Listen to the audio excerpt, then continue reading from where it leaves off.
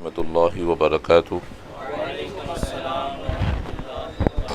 بسم اللہ الرحمن الرحیم۔ الحمد للہ رب العالمین، والصلاة والسلام علی من کان نبیا وآدم بین الماء والطین، وعلی آلہ واصحابہ وازواجہ واہل بیتہ اجمعین، اما بعد، فاعوذ باللہ من الشیطان الرجیم، بسم اللہ الرحمن الرحیم۔ یا ایہا الذین آمنوا اتقوا اللہ وکونوا مع الصادقین، صدق اللہ العظیم۔ چلے جب حضور سوئے فلک بلغ العلا بکمالہ، کوئی دیکھے رخ کی چمک دمک کشفت دجا بجمالہ، وہ ہے بے مثال دری چشک حسنت جمیع خصالہ، انہیں دیکھ لے تو پڑھے حور و ملک صلو علیہ وآلہ۔ بلند آواز سے پڑھے اللہم صلی علی سیدنا و مولانا محمد وعلی آل سیدنا مولانا محمد کما تحب و ترضی بان تصلی علیہ صلاۃ و سلاما علیک یا سیدی یا رسول اللہ صلی اللہ تعالی علیہ وآلہ وسلم۔ اگر کوئی اپنا بھلا چاہتا ہے، اگر کوئی اپنا بھلا چاہتا ہے، اسے چاہے جس کو خدا چاہتا ہے۔ اگر کوئی اپنا بھلا چاہتا ہے، اسے چاہے جس کو خدا چاہتا ہے، اور خدا چاہتا ہے۔ اگر کوئی اپنا بھلا چاہتا ہے، اسے چاہے جس کو خدا چاہتا ہے، خدا کی رضا مصطفیٰ چاہتے ہیں، خدا کی رضا مصطفیٰ چاہتے ہیں، خدا مصطفیٰ کی رضا چاہتا ہے۔ اور درود ان پہ بھیجو، سلام ان پہ بھیجو، درود ان پہ بھیجو، سلام ان پہ بھیجو، یہی مومنوں سے خدا چاہتا ہے۔ غوث اعظم بمن بے سرو ساما مدد، قبل ایدی مدد، کعبہ امام مدد، سرورا شاہ کریمہ دستگیرہ شرفا، حرمت روح پیمبر، یک نظر کن سوئے ماں، یک نظر کن سوئے ماں، یک نظر کن سوئے ماں۔ جم کے درود پاک پڑھ لے، اللہم صلی علی سیدنا مولانا محمد وعلی آل محمد کما تحب و ترضی بان تصلی علیہ۔ آیت مبارکہ ایمان والو، اللہ سے ڈرو اور سچوں کی صحبت اختیار کرو۔ سورہ توبہ پارہ نمبر 11 کی آیت مبارکہ ہے، اور اس آیت مبارکہ پہ علماء و مفسرین بے شمار اپنے اپنے کتب اور اپنے اپنے خطاب میں اس آیت پر روشنی ڈالے ہیں، اور آپ لوگ بھی اس عمر تک کئی مرتبہ اس آیت مبارکہ پہ آپ نے خطابات کو سماعت کیا ہوں گا۔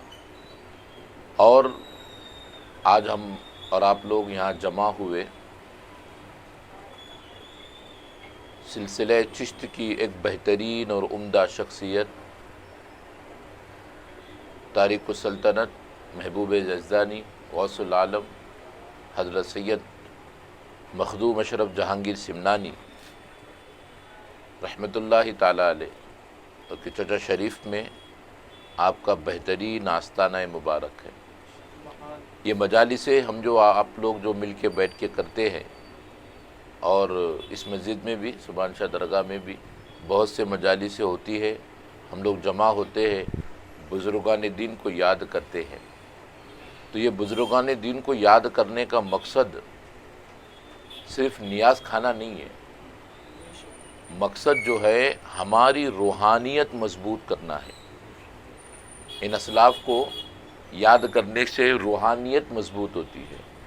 ہم جسمانی کے لیے کسی حکیم و طبیب کے پاس جائیں گے مضبوط کرنے، یا بیمار ہو گئے تو، مگر ہماری روح اگر بیمار ہوتی ہے تو ہر کوئی بھی آپ کو یہی مشورہ دے گا کہ کسی نہ کسی آستانے کا در پکڑ لے، وہاں جانا آنا شروع کر دے۔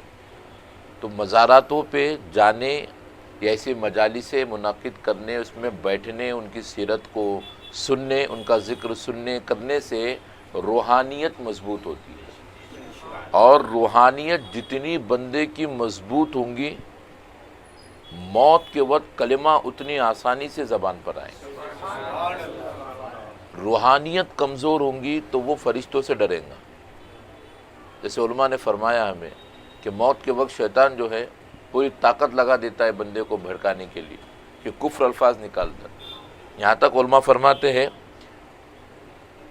کہ موت کے وقت جب فرشتے پہنچتے ہیں، پیاس کی شدت ایسی ہوتی ہے کہ دنیا بھر کا پانی پلا دے تو پیاس بجھیں گی نہیں، مگر اس وقت حلق سے پانی اترتا نہیں، اور شیطان پانی کا، ٹھنڈے پانی کا مٹکا دکھاتا ہے، یہ پلا دوں گا، میں جو بولتا ہے وہ بول دے۔ یعنی شیطان جو کفر الفاظ نکالنے کے لیے، اور یاد رہے کوئی کافر ہو کے خانے کعبہ میں بھی مرے اس کی بخشش نہیں ہوگی۔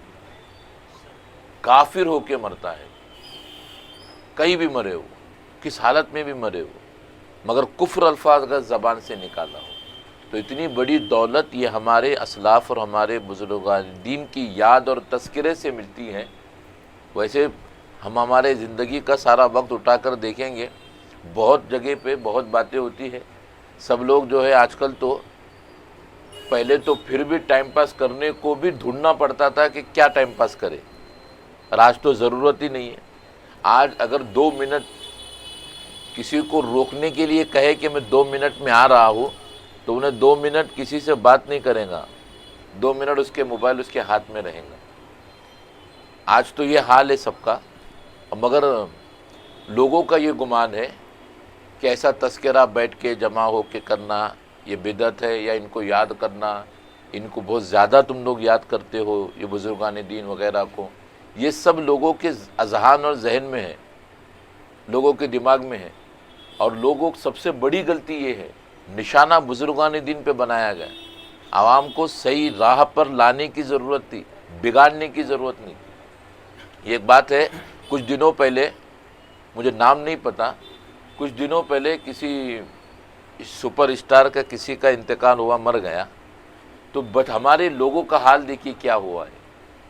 وہ اب کون سا ہیرو، کس زمانے میں رہنے والا، کون سے ایریے میں رہنے والا، اور کون سی اس کی زندگی، جو مر گیا وہ، اور اس کو ہمارے بچوں نے اسٹیٹس پہ رکھے کہ فلاں مر گیا، اور اس کا غم منا رہے، نیچے لکھ، اس کے غم میں جو ہے نیچے لکھ رہے ہیں فلاں جو ہے وہ مر گیا تھا۔ اور ایسے اسلاف کو یاد کرنے پہ فتوے، ایسے بزرگان دین کو یاد کرنے پہ لوگوں کے دماغ میں ڈال دیا۔ اب بہت لوگ شک کی نظر سے جی رہے لوگ، آج سمجھ میں نہیں آتا لوگوں کا کیا حال ہے۔ بخیر آستانے کوئی بھی ہو اور بزرگان دین خانقاہوں سے اپنا رابطہ اگر مضبوط ہوگا تو انشاءاللہ دنیا کیسے بھی جائے، جھوپڑی میں جائے یا محل میں جائے، اتنی تو بات ہے قبر اچھی ہوں گی انشاءاللہ۔ اور ہمیں یہاں دنیا بنانے بھیجا ہی نہیں، اللہ نے دنیا بنانے ہی نہیں بھیجا۔ جب سکندر بادشاہ کا انتقال ہوا، آدھی دنیا پہ حکومت کرتا تھا، سلطنت اتنی بڑی تھی، جب اس کا انتقال ہوا وصیت کر دیا تھا، میرا مرنے کے بعد جنازے سے میرے ہاتھ کو باہر نکال دینا۔ لوگوں نے پوچھا کیوں، تو بتایا، وہ کہتا ہے سکندر بادشاہ کہ مجھے لوگوں کو بتانا ہے کہ اتنا بڑا بادشاہ بھی خالی ہاتھ جا رہا ہے، یہ لوگوں کو بتانا ہے۔ ہم اور آپ لوگ استعمال کرتے ہیں لفظ کہ قبر میں لے کے کیا جانا ہے، سب چھوڑ کے جانا ہے، یہ استعمال تو کرتے ہیں، مگر جو لے کے جانا ہے وہ بھی جمع نہیں کرتے، وہ اعمال ہے ہمارے، وہ بھی جمع نہیں کرتے۔ تو ان بزرگان دین اور اللہ کے رسول اکرم علیہ الصلوۃ والسلام کی حدیث مبارکہ ہے، آپ فرماتے ہیں جو جس سے محبت کرے گا قیامت میں اسی کے ساتھ اٹھایا جائے گا۔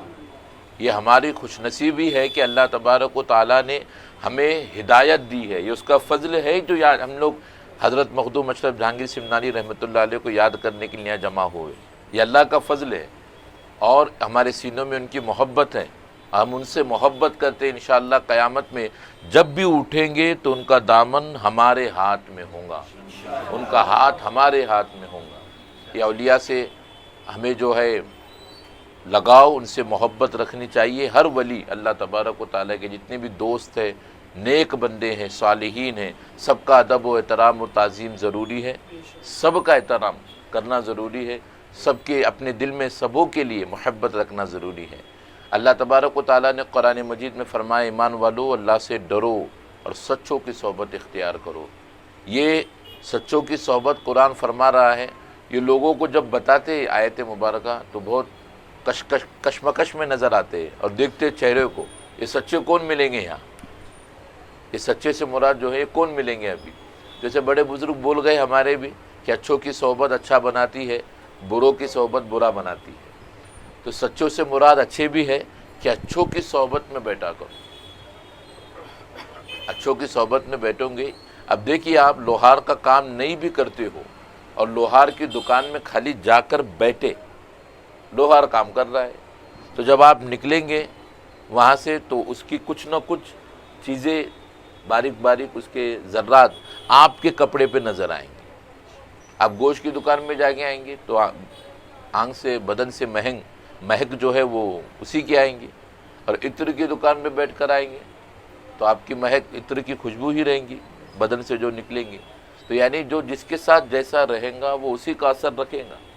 اسی لیے سچوں کی صحبت اختیار کرو، اچھوں کی صحبت اختیار کرو، کیونکہ حضرت نوح علیہ الصلوۃ والسلام کا بیٹا جو تفسیر میں بتایا جاتا ہے، اور سورہ کہف میں جو کتے کا ذکر کیا گیا، قطمیر نام ہے وہ کتے کا، جو اصحاب کہف کے ساتھ تھا، غار پر چلا تھا، ان کے ساتھ گیا تھا، غار کی چوکھٹ پر بیٹھا تھا۔ سورہ پارہ نمبر 15 میں پورا واقعہ موجود ہے اس کا، سورہ کہف۔ اللہ تبارک و تعالیٰ نے ایک سورہ نازل فرمایا، اس میں اس کا نام بھی ہے قطمیر، وہ کتے کا نام ہے۔ حالانکہ کتا گھر کے سامنے رہتا ہے تو رحمت کے فرشتے نہیں آتے، مگر اللہ تعالیٰ نے اس کتے کو، جس کتا ہی تھا، قطمیر نام تھا، اللہ تعالیٰ نے اسے جنتی بنایا صالحین کی صحبت کے عوض میں، جو صالحین کے ساتھ تھا، اللہ کے نیک بندوں کے ساتھ تھا۔ ہم تو پھر بھی اشرف المخلوقات ہیں، اور یہ اللہ تبارک و تعالیٰ کے بندوں سے جو ہے چیزیں لینا صحبت میں بیٹھ کر۔ اور حضرت نوح کا بیٹا کافروں کے ساتھ رہ کر کفر پر مرا، جہنمی، ایک نبی کا بیٹا جہنمی، کفر پر مرا ہو۔ تو یہ صحبت جو ہے یہ اچھی لینا چاہیے، اچھی صحبت میں بیٹھنا چاہیے۔ اور یہ بھی ہے کہ بیٹھے، ہم لوگ کا انداز بھی ہوتا ہے، ہم درگاہوں پہ جاتے بھی ہے نا، ہم نے طریقہ کار کو بدل دیا۔ درگاہ پہ کیوں جاتے ہیں؟ ہم جاتے درگاہ پہ بس لمبی چوڑی لسٹ لے کر، یہ چاہیے، وہ چاہیے، یہ کام اٹکا ہے، وہ کام اٹکا ہے۔ کسی نے بھی یہ نہیں سوچا کہ درگاہ پہ کام نکالنے کے لیے نہیں جانا ہے، درگاہ پہ ان کا فیض لینے جانا ہے۔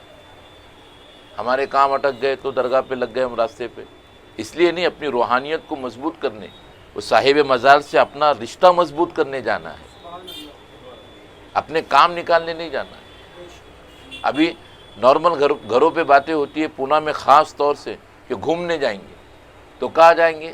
شیواپور جائیں گے۔ گھومنے کی جگہ ہے شیواپور، بنا دی ہم لوگوں نے، گھومنے جا رہے شیواپور، فلاں جگہ جا رہے گھومنے، فلاں آستانے پہ گھومنے جا رہے۔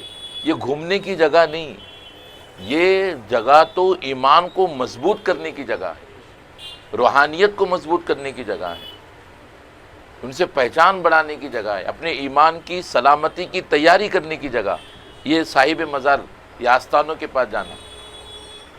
تو اللہ تبارک و تعالیٰ قرآن میں وَكُونُوا مَعَ الصَّادِقِينَ فرمایا، سچوں کے ساتھ ہو جاؤ۔ تو یہی سچوں کو یاد کرنا ہے جو ہم آج اور ہم آپ بیٹھے۔ اب مخدوم اشرف جہانگیر سمنانی رحمۃ اللہ تعالیٰ علیہ کی سیرت آپ نے سنی ہے، کتنے کرامتیں، کتنے واقعات موجود ہیں، کتنی کرامتیں آپ کی، بے شمار کرامتیں، علمی خدمات بھی ہے۔ میں ایک چیز جو ہے انشاءاللہ تعالیٰ ان کی بتانے کی کوشش کروں گا، جو ہم خاص طور سے ہم لوگ کرامت سے ہی خوش ہو جاتے ہیں، کرامت سے خوش ہو جاتے ہیں۔ یہ بھی یاد رکھنا کہ صاحب مزار یا کوئی بھی بزرگان دین، یا صاحب مزار حضرت سبحان شاہ درگاہ ہے، کوئی بھی اسلاف ہے، کوئی بزرگان دین ہے، ان لوگ کرامت کیوں دکھاتے؟ سب سے پہلی بات یہ مقصد نہیں کہ میرے سامنے والوں پہ میرا امپریشن پڑ جائے، اس لیے کرامت دکھا رہا ہوں۔ حضور مخدوم اشرف جہانگیر سمنانی ایک کے بولنے پر آپ نے بلی کو بتایا تھا، بلی کو اپنا بنا لیا تھا، اور بلی کرامتیں دکھاتی تھی۔ ان کے در سے جو لگ جائے وہ بھی بلی، تو وہ بھی کرامت والی ہو جاتی ہے۔ ہم تو پھر بھی مخلوق اشرف المخلوقات ہیں۔ مگر یہ بات بھی ہے، اب اگر آپ لوگ کہیں گے میں 28-29 سال مخدوم اشرف جہانگیر سمنانی کے آستانے پہ چلا کیا ہوں مگر مجھے کچھ حاصل نہیں ہوا، وہ بلی کو کیسے ملا؟ تو سیدھی بات ہے، انسان کو لینے بھی آنا چاہیے، یہ انسان کی کمی ہے۔ کنواں اگر پانی بھرا ہے وہ پانی وہ نہیں پی سکتا تو اس کنویں کا دوش نہیں ہے، پیاسے کا دوش ہے کہ اس کو پینے نہیں آیا۔ در تو ان کا کھلا ہے، فیض تو وہ سب کو بانٹ رہے ہیں، لینے بھی آنا چاہیے، لینے بھی آنا چاہیے۔ ایک ہی درسگاہ میں ایک مدرس پڑھا رہے ہیں، کوئی بھی کتاب پڑھا رہے ہیں، پڑھنے والے سامنے 10 بچے بیٹھے ہیں، کوئی اچھا پڑھ لیتا ہے، کوئی بہت اچھا پڑھ لیتا ہے، کوئی پڑھتا ہی نہیں، تب اس میں پڑھانے والے کی غلطی یا پڑھنے والے کی؟ پڑھنے والے کی غلطی۔ ہم وہ طریقے سے جا کر چیزیں لیے نہیں، ہم نے وہ ملا نہیں، یا ہم نے گئے بھی تو یا تو گھومنے کے لیے کوئی نیت سے گیا یا کوئی ایسے ہی سیر و تفریح کے لیے گیا۔ ان کا فیض لینے کی نیت سے نکلو، فیض لے کر آؤ، پھر دیکھو اپنی روحانیت کی طاقت کیسے بڑھتی ہے، پھر بڑھیں گی ہماری روحانیت کی طاقت۔ حضرت مخدوم اشرف جہانگیر سمنانی رحمۃ اللہ تعالیٰ علیہ بے شمار کرامتیں آپ کے خانقاہ کی، آپ کی بلی کی، آپ کے مریدوں کی، سب کی کرامتیں موجود ہیں۔ اور آپ نے اپنی زندگی میں صرف کرامت نہیں دکھائی، آپ نے اپنی زندگی میں اپنے لوگوں کو، اپنے مریدوں کو، آپ نے کتابیں بھی لکھی، بے شمار تقاریر، خطابات آپ کے ہوتے تھے، بے شمار بیانات۔ لطائف اشرفی جو ایک کتاب ہے، اس میں حضرت مخدوم اشرف جہانگیر سمنانی کے اقوال، خطابات، ان کی تحریریں سب جو ہے وہ موجود ہے الحمدللہ، اور وہ ہمارے پاس بھی اللہ کا بڑا احسان ہے، فضل ہے اس کا، وہ بھی موجود ہے آج لطائف اشرفی کتاب۔ حضرت مخدوم اشرف جہانگیر سمنانی رحمۃ اللہ تعالیٰ علیہ آپ علمی میدان میں بھی بہت زیادہ آگے تھے۔ فارسی میں سب سے پہلے قرآن کا ترجمہ کرنے والے حضرت مخدوم اشرف جہانگیر سمنانی، ان کے بعد لوگوں نے کیا، ان سے پہلے کسی نے نہیں کیا۔ فارسی میں سب سے پہلے ترجمہ کرنے والے حضرت مخدوم صاحب ہیں ہمارے۔ یہ علم ایسا علم کا شوق و ذوق بھی تھا آپ کو، اور آپ نے تو سنا ہی ہے کہ سلطنت کو ٹھوکر مار کے نکلے، چھوڑ دیا، ٹھکرا دیا۔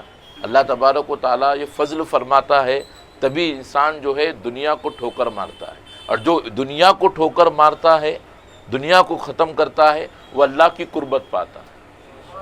جو دنیا کو ٹھوکر مارے، جو دنیا کرے نا، وہ اللہ کی قربت پا نہیں سکتا۔ اور یاد رہے یہ بات خاص طور سے، کسی بھی جو ہے ہم لوگ کسی کے لباس پہ ہم لوگ امپریس ہو جاتے ہیں، کسی کے باتوں پہ امپریس ہو جاتے ہیں، کسی کے چال چلن پہ امپریس ہو جاتے ہیں۔ جو آج کا حال ہے، ذرا سامنے والے نے اگر کچھ بات ہمیں بتا دیا مصیبت کے بارے میں تو ہم سمجھ جاتے ہیں، ارے بڑے پاورفل والے بابا ہیں، بڑے پاورفل والے، ان کے پاس جانا ہی پڑے گا، تعویذ لینے، یہ لینے، وہ لینے، لائن لگا لیتے ہم لوگ ادھر وہاں کے۔ مگر یہ سوچنا ہے کرامت دکھا کے، فیوچر دکھا کے، یا کوئی بھی ہماری پریشانی دکھا کے ہم اس کو بڑا تو بنا دیں گے، وہ بڑا مگر ہوگا نہیں۔ یاد رہے، ہم دنیا کی پریشانیوں کو سب سے بڑی پریشانی سمجھتے ہیں، مگر سوچئے ان بزرگان دین، حضرت مخدوم صاحب ہی کو لے لو، کیا دور ہوگا، وہ سفر کیسا ہوگا۔ سمنان سے آپ نکلے تھے، جب آپ پنڈوا پہنچے بنگال میں، تو سفر کیسا ہوگا، سوچنے کی بات ہے، یہ آسان نہیں ہے۔ ہم اور آپ ایک جگہ جانے سے دوسری جگہ پہ پیدل چل نہیں سکتے۔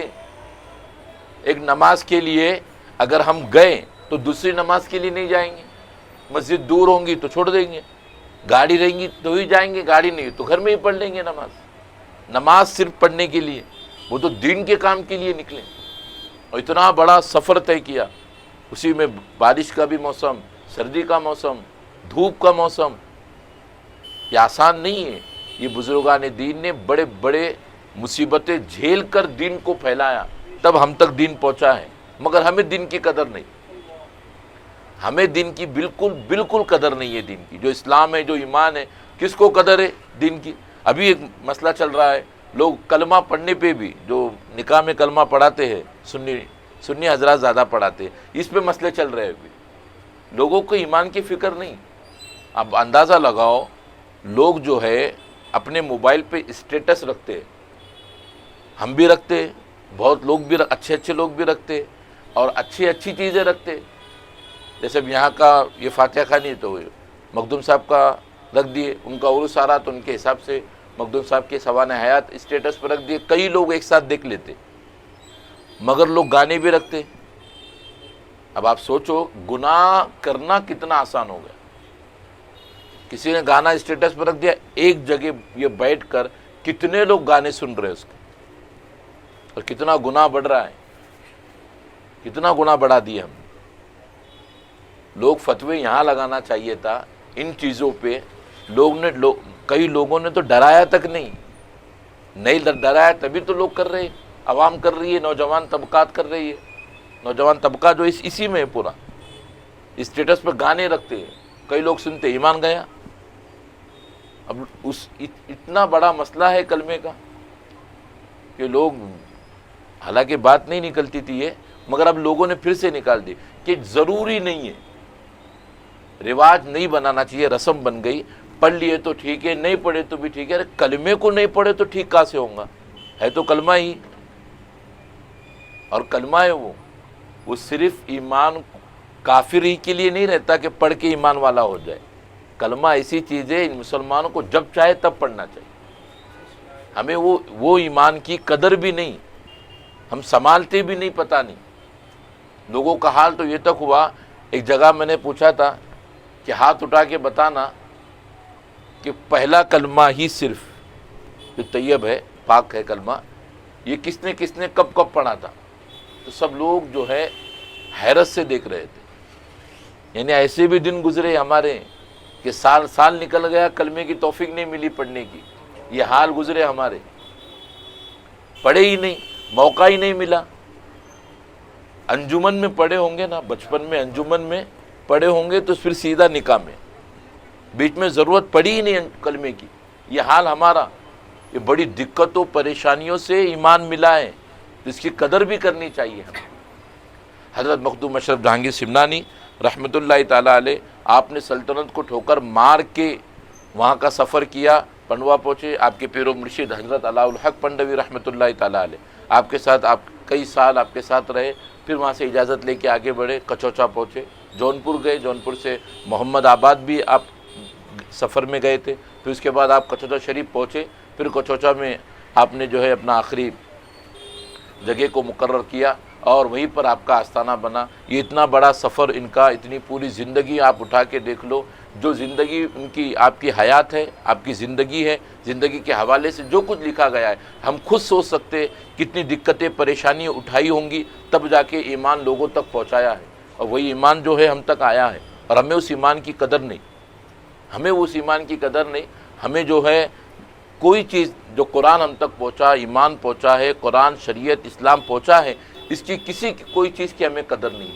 انہوں نے اپنی محنت سے دین کی تبلیغ کر کے لوگوں کے اندھیری دلوں کی اندھیری مٹا کر روشن کیا لوگوں کے دلوں کو، اللہ اور اس کے رسول کی محبت سے اجاگر کیا لوگوں کے دلوں کو، جو مردہ ہو گئے تھے پھر سے زندہ کیا لوگوں کے دلوں کو، اور ایمان کی روشنی ان کے دلوں میں لگائی۔ آج الحمدللہ جو کچھ یہ سبز جتنے بھی ایمان والے مومنین، یہ مساجد، یہ قرآن، یہ تلاوت، یہ بیان، یہ سیرتیں جتنی بھی چل رہی ہے، یہ سب اولیاء اللہ کا احسان ہے، یہ ان کا کرم ہے کہ وہ جو ہے اپنی زندگی کو، اپنے نفس کو مار کر، اپنی دنیا ترک کر کے، اپنی دنیا کو ٹھوکر مار کر وہ ہمارے لیے، اسلام کے لیے آگے بڑھے اور اسلام کو پھیلاتے گئے۔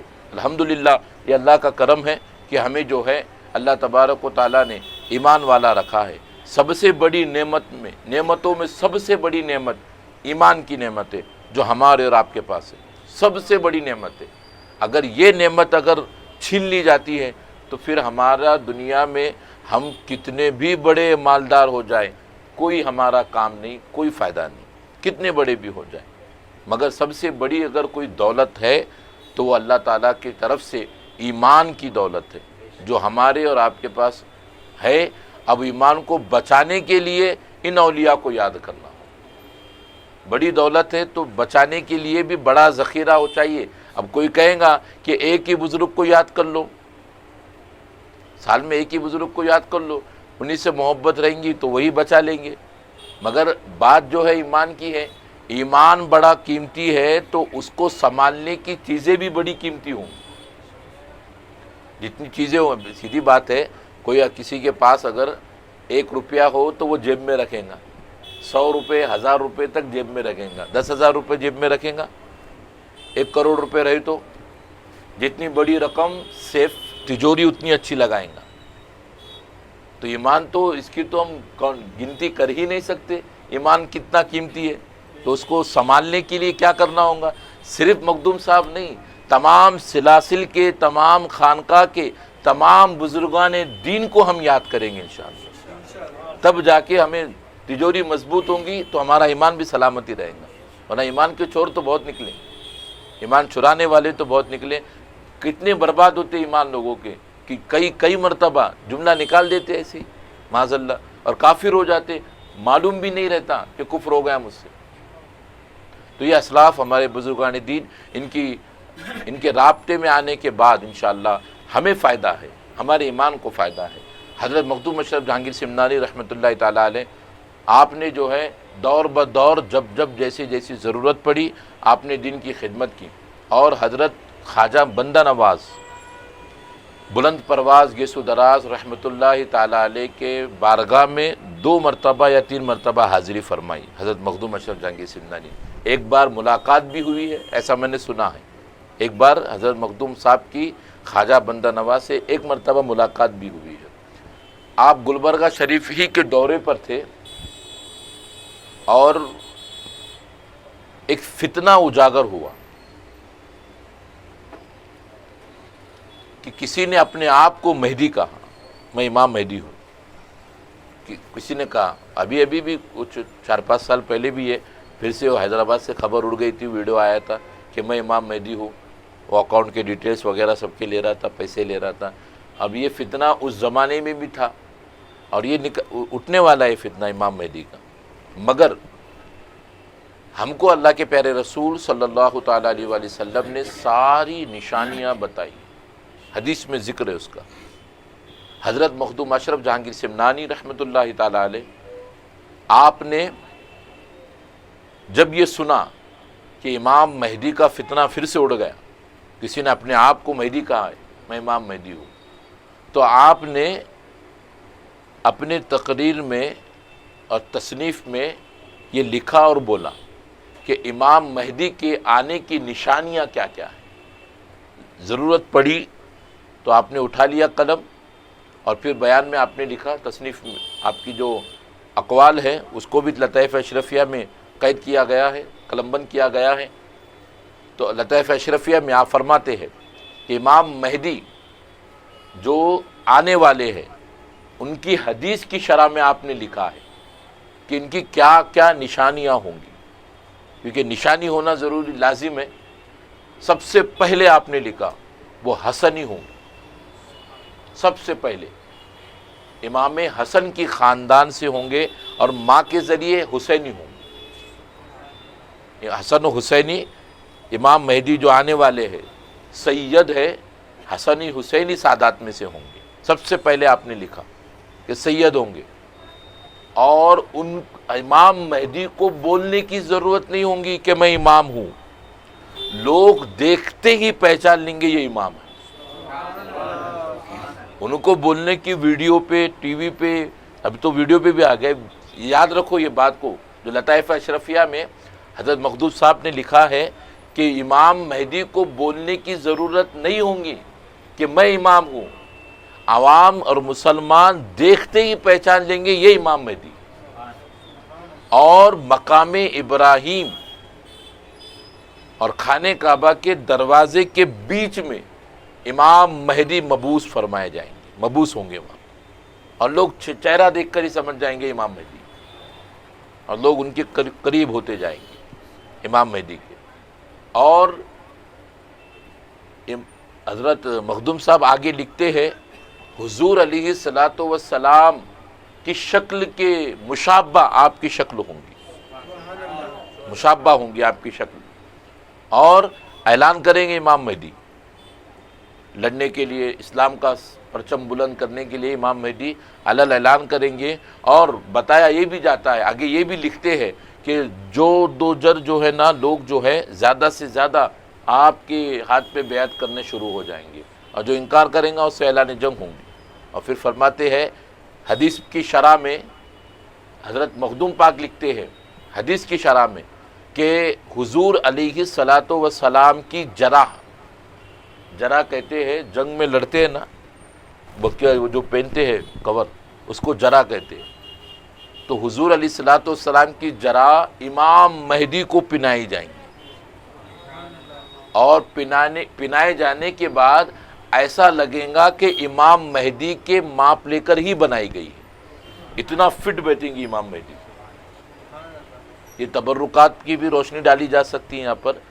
تبرکات جو جمع ہوتے، مبارک ہے، غلاف مبارک ہے، حضور کے کئی تبرکات ہوتے ہیں، غوث اعظم کے ہے، تو اس میں بھی لوگوں کا شک ہوتا ہے یہ چیز اتنے سالوں سے کیسی سنبھالی گئی، کیسا رہ گئی وغیرہ وغیرہ۔ اب اسی کو اندازہ لگائے، مخدوم صاحب نے شرح میں لکھا کہ حضور علیہ الصلوۃ والسلام کی جرح جنگ کی، وہ امام مہدی کو آئیں گی، ان کو پنایا جائے گا، وہ فٹ بیٹھیں گی، رہیں گی تبھی تو آئیں گی، بنانے والے تو نہیں ہے اس کو واپس، کسی نہ کسی کے پاس وہ موجود ہے، تبھی تو امام مہدی کو پنائے جائیں گی اور ان کو فٹ بیٹھیں گی۔ اور مشابہ جو رسول کا بتایا گیا، صرف چہرہ نہیں، آپ کی باڈی بھی، یعنی بدن جسم بھی جو رہے گا حضور کے مطابق رہے گا، حضرت امام مہدی حضور کے مطابق رہے گا۔ تو یہ فتنہ کو دور کرنے کے لیے حضرت مخدوم اشرف جہانگیر سمنانی نے لکھا، اور اب حضرت امام مہدی اعلان کر دیں گے اور لڑیں گے سب سے، اور پھر اسلام کی جو ہے سربلندی ہوں گی، وہاں سے اسلام جو ہے عروج پائیں گا وہاں سے۔ پھر حضرت عیسیٰ کا واقعہ آپ نے آگے تحریر فرمایا ہے۔ تو حضرت عیسیٰ کا فتنہ نہیں اٹھتا، امام مہدی کا فتنہ زیادہ اٹھتا ہے۔ لوگ کہتے میں امام مہدی ہوں، میں امام، اب ان کے دور میں بھی اس دور میں نکلا تو سوچو، یہ دور تو پہلے سے فتنے کا دور ہے، اس دور میں کیا کیا نکلے گا پتہ نہیں، اس دور میں نکلا تھا وہ فتنہ کہ میں امام مہدی ہوں۔ تو آپ نے اس کا جو ہے پورا خلاصہ کر دیا کہ امام مہدی کب آئیں گے، کیسے رہے، کیا آپ کے آنے کے احوال کیا کیا رہیں گے، یہ ساری چیزیں حضرت مخدوم اشرف جہانگیر سمنانی رحمۃ اللہ تعالیٰ علیہ اپنی کتاب میں بتائی۔ یہ تو ایک واقعہ ہے، ایک فتنے کا جواب ہے۔ لطائف اشرفیہ میں آپ نے اپنے اقوال، حضرت علی کے اقوال، کئی چیزوں کو آپ نے جمع فرمایا ہے نصیحت کے لیے، اور ہمیں ان کی زندگی سے نصیحت ہی حاصل کرنی ہے۔ نصیحت کا سب سے پہلا جو عمل ہے حضرت علی کے قول کے مطابق، وہ کیا ہے معلوم؟ نصیحت میں سب سے پہلا خود سے عمل کرنا ہے، خود پہ عمل کرنا ہے، شروعات خود سے کرنی ہے۔ اب لوگ اسٹیٹس پہ بھی آج کل دیکھتے ہوں گے، موبائل پہ تھاٹ وغیرہ رکھتے ہیں، ایک دوسرے کو بھیجتے ہیں۔ یہ صرف ہر انسان جو ہے نا وہ دوسروں کے لیے سوچتا ہے، خود کے لیے نہیں سوچتا۔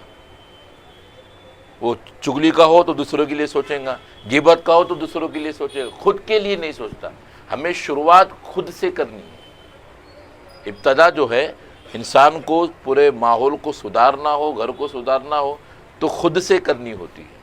تو مخدوم اشرف جہانگیر سمنانی رحمۃ اللہ تعالیٰ علیہ، آپ اپنی حیات و زندگی میں آپ نے ایسے کئی فتنے آئے، آپ نے اس فتنے کو دور ہی کر دیا پورا۔ اور لطائف اشرفیہ کتاب ہے، مکتوبات اشرفی کتاب ہے جو حضور مخدوم اشرف جہانگیر سمنانی رحمۃ اللہ علیہ کی ہیں، اور کئی کتابات موجود ہیں۔ اور آپ اپنے دور میں خطابت بھی فرماتے تھے قرآن کے اور قرأت سبا کے ساتھ، جو ساتھ قرأت ہے اس کے ساتھ قرآن کے بہترین حافظ تھے آپ۔ ولی، اب یہ ولی اولیاء یہ ہوتے ہیں جن کا لگاؤ قرآن سے ہوتا ہے۔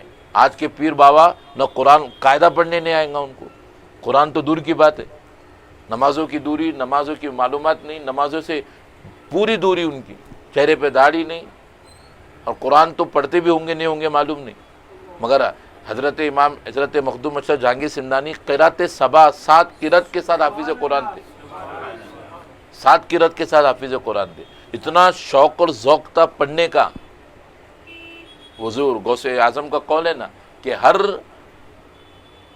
ولی، ہر عالم ولی ہو یہ ضروری نہیں، ہر عالم ولی ہو یہ ضروری نہیں، مگر ہر ولی عالم ضرور ہوگا، ہر ولی علم والا ضرور ہوگا۔ تو علم کی اہمیت ہے، علماء کے پاس بیٹھنا جانا جو ہے یہ بڑی علم کی جو ہے ایک بڑی سب سے بڑی دولت اگر کسی کے پاس ایمان کے بعد ہے تو وہ علم ہے۔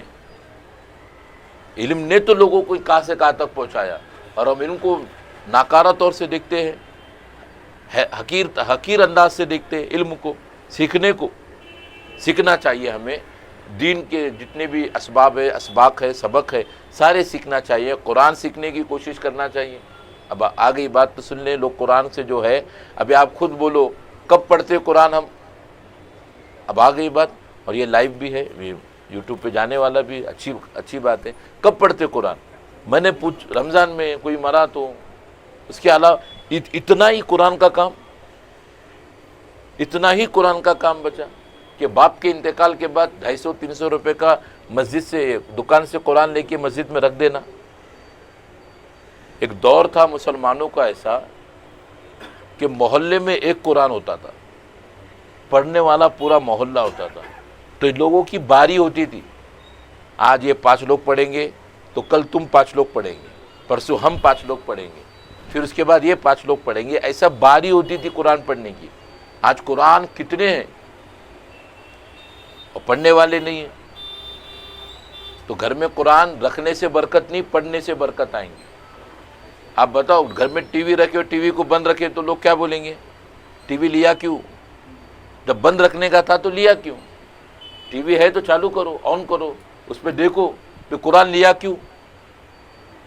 جب بند رکھنے کا تو لینے کی کیا ضرورت تھی، جب پڑھنا ہی نہیں تھا تو اس کو بھی کھولو، اس کو بھی پڑھو، قرآن پڑھنے کے لیے۔ ایسے بھی ملتے ہیں، ضعیف حضرات زیادہ ہیں یہاں پہ۔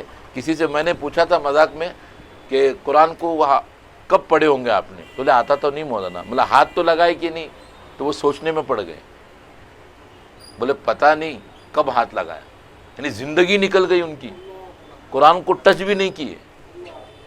کیوں نہیں کیے ٹچ؟ کیونکہ پڑھنے ہی نہیں آتا۔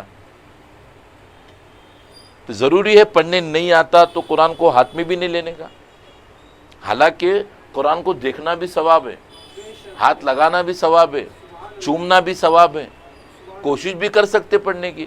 اور نہیں آتا یہ لفظ جو ہے نا، اب یہ لفظ کا کوئی معنی مفہوم نہیں ہے، کیونکہ میں بتاتا ہوں آپ کو، اس زمانے میں 7 سال کے بچے کو ابھی کا لیٹسٹ فون دیں گے نا تو وہ یوز کرنے کا سیکھ جائیں گے۔ تو قرآن بھی کوئی بھی ہو، قرآن سیکھنے کا دل میں ٹھان لیا تو وہ سیکھ سکتا ہے۔ اگر نہیں بھی آتا ہے تو قرآن پڑھنے کی کوشش تو کرو۔ ایسے دن جائیں گے ہمارے کہ ہم نے قرآن کو ہاتھ ہی نہیں لگایا۔ ایسے دن، کیسا دن رہے گا ہمارا جو ہم نے قرآن کو چھوا تک نہیں، ٹچ تک نہیں کیا۔ اور ایک سے پوچھا گیا قرآن کو کب ہاتھ لگایا تھا، تو بولتا ہے کہ گھر میں گرا تھا تو ایک بار اٹھانے کو لگایا، قرآن گر جاتا ہے نا، اٹھانے کو لگایا، تو یعنی یا تو گرنے کا انتظار کر رہا ہوں گا وہ قرآن کو ہاتھ لگانے میں۔ بہت عمدہ بہترین کتاب ہے، ہمیں بہت آسانی سے ملتی ہے۔ آپ کو بولوں گا میں لے کے آنے 300 روپے مارکیٹ سے لائیں گے، مگر جمع یہ آسانی سے نہیں ہوا۔ قرآن بہت دقتوں پریشانی، کم و بیش 2 سے 2.5 سال لگے قرآن کو جمع کرنے میں۔ حضرت انس اور حضرت کوئی اور تھے، جمع کیے تھے پہلے، جمع سے مراد جمع کیے، لے کر آئے تھے صحابی کے پاس سے جا کے۔ حضرت عمر کا اس میں تھوڑا کام ہوا، مکمل کام حضرت عثمان غنی نے قرآن پہ کیا، اس لیے آپ کو جامع القرآن کہا جاتا ہے۔ وہ بڑی مشکل سے ہوا وہ، اور ہم لوگ کو کچھ 250-300 میں مل جاتا ہے تو ہم کو پڑھنا ہی نہیں ہے، گھر میں بس سجا کے اوپر رکھ دینا ہے، نہ ہم پڑھیں گے نہ بچوں کو پڑھنے دیں گے۔ ہمارا بچہ پڑھے گا کب؟ جب ہم پڑھیں گے تب ہمارا بچہ پڑھے گا۔ ہم نے ہی ماحول رکھا نہیں گھر میں قرآن پڑھنے کا، ہمارا بچے کہاں سے پڑھیں گے؟ یہ ہمارے ایک دور میں، آخری بات، ٹائم بھی ہو گیا، ہمارے زمانے میں، ہمارے بچپن میں دیکھتے تھے ہم پونا میں کہ قرآن اگر ایسا غلطی سے گر جائے تو اس کو وزن کرتے تھے، اس کو وزن کر کے اس کا چنے یا بندی یا گیہوں وہ خیرات کرتے تھے۔ کیوں؟ مٹھائی، کیونکہ وہ کفارہ ہے بولتے اس کا۔ پھر وہاں تو حیثیت بھی دیکھی جائیں گی، سامنے کون کفارہ ادا کر رہا ہے۔ اگر گیہوں ہے تو غریب لوگ گیہوں دیں گے، امیر لوگ سونا دینا چاہیے، گولڈ دینا چاہیے تول کے کفارے کے مطابق۔ مگر یاد رہے یہ قرآن کا کفارہ وزن کر کے نہیں، قرآن کا کفارہ تو پڑھنا ہے۔ اگر گر گیا تو چلو ایک بار پڑھ لو، ہو سکتا قرآن ہی اشارہ دے رہا ہو کہ بھائی مجھے پڑھو، ہو سکتا قرآن ہی وہ گھر والوں کو اشارہ دے رہا ہوں گا، مجھے پڑھو، میں رکھنے کے لیے نہیں پڑھنے کے لیے آیا ہوں، مجھے سمجھو، میں سمجھانے کے لیے آیا ہوں، مجھ پہ عمل کرو۔ پھر تم کو پہنچانا بھی ہے لوگوں تک، ہم پڑھنے تک ہی نہیں ہے، پہلا اسٹیپ ہمارا مکمل نہیں، کب ہم سمجھیں گے، کب عمل کریں گے، کب دوسروں تک پہنچائیں گے؟ یہ اسلاف جو بزرگان دین ہیں، ان کی بڑی مشقت سے ہمارے پاس پہنچا ہے۔